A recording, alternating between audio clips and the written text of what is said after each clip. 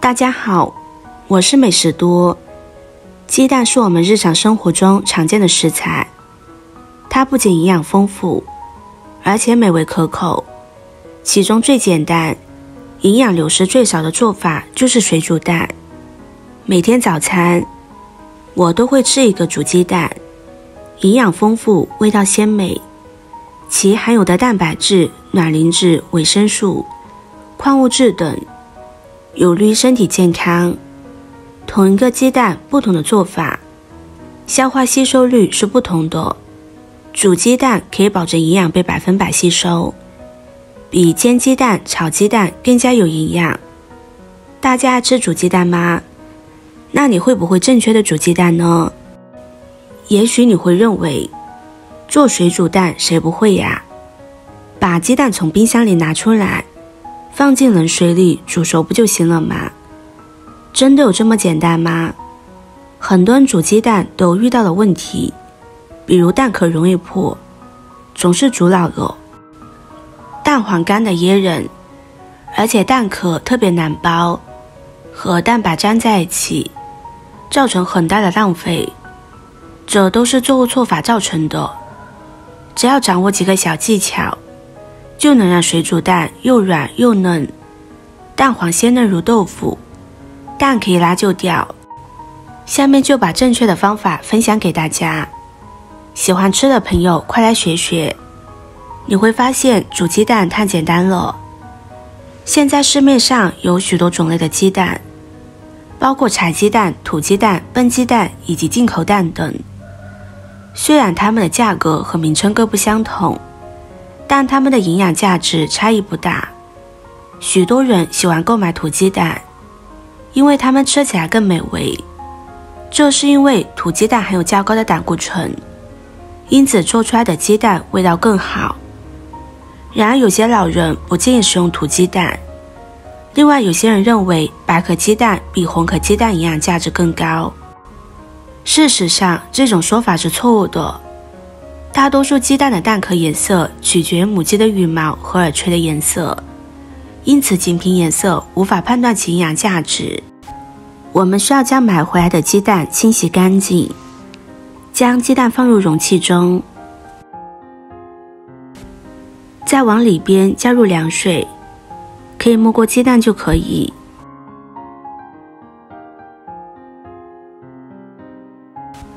接着加入1勺食盐，下手把鸡蛋壳搓洗干净。食盐有消毒杀菌的作用，可以洗去鸡蛋表面的污垢。用手轻轻地搓洗鸡蛋壳，要注意不要把蛋壳弄破了。朋友们、家人们，视频看到这里了，麻烦您动动您发财的小手，帮忙点一个免费的 like。 对您来说只是举手之劳，对我来说可以高兴的睡不着觉。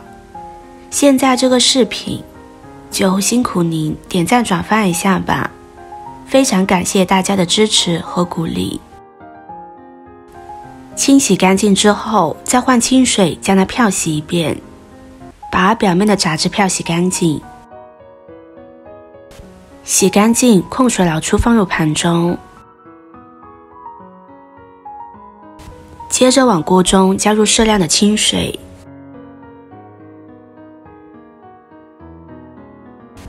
再往锅中加入1勺食盐、1勺白醋，大火烧开，直到锅底出现密集的小泡泡。这个时候把鸡蛋慢慢放入锅中。想要鸡蛋口感好，在煮鸡蛋的时候就要加入1勺盐和1勺白醋。盐可以中和鸡蛋中的谷氨酸，使鸡蛋吃起来更加软嫩。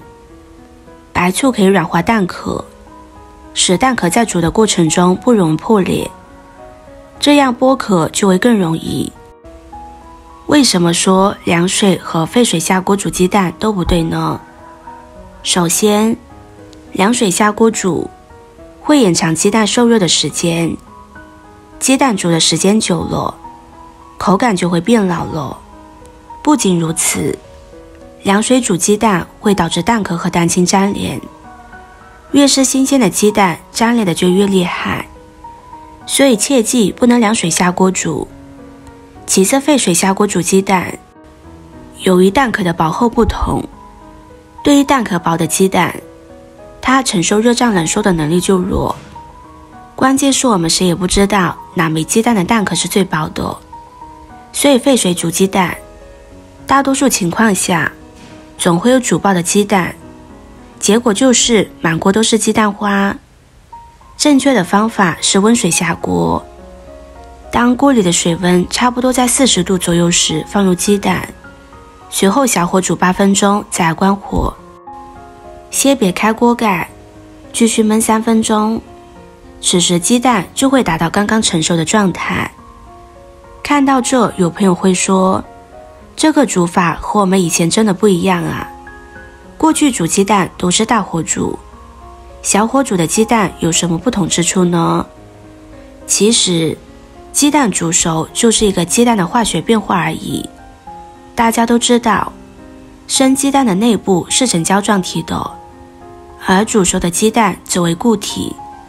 煮鸡蛋就是利用水温的能量改变温水的分子结构，把鸡蛋从胶状体的形态改变成不可溶的固体形态。温水下锅小火煮鸡蛋，一是让鸡蛋更好脱壳，二是让鸡蛋的口感达到最佳，最后则是让鸡蛋达到无菌的状态。时间到之后，将煮好的鸡蛋放入凉水中，由于温差的缩小，鸡蛋壳和蛋白之间会产生微小的缝隙。当用凉水冷却过程中不会感到烫手时，我们就可以开始剥鸡蛋了。将鸡蛋敲碎之后，轻轻地揭开鸡蛋壳，你会发现鸡蛋壳很容易就完整剥离了。这个方法非常简单，方便且实用。只要记住以下3个步骤，每次煮鸡蛋都能成功。第一，用温水下鸡蛋。第二，加入食盐。第三，加入白醋。如果一次吃不完剩下的水煮蛋，我们可以将剥好的鸡蛋放入罐子中，然后倒入1/3的酱油或2/3的可乐，无论是哪个牌子的可乐都可以，将它们混合在一起，放在罐子里泡24个小时。第二天早上，这些鸡蛋就可以当做卤蛋食用了，非常简单。以上就是今天分享的全部内容，喜欢的朋友就收藏起来试试吧。今天的分享就到这里了，视频看到这里了，麻烦各位哥哥姐姐动动小手给我点个赞吧。点击我的头像，可以看到更多的美食视频。我们下个视频见啦！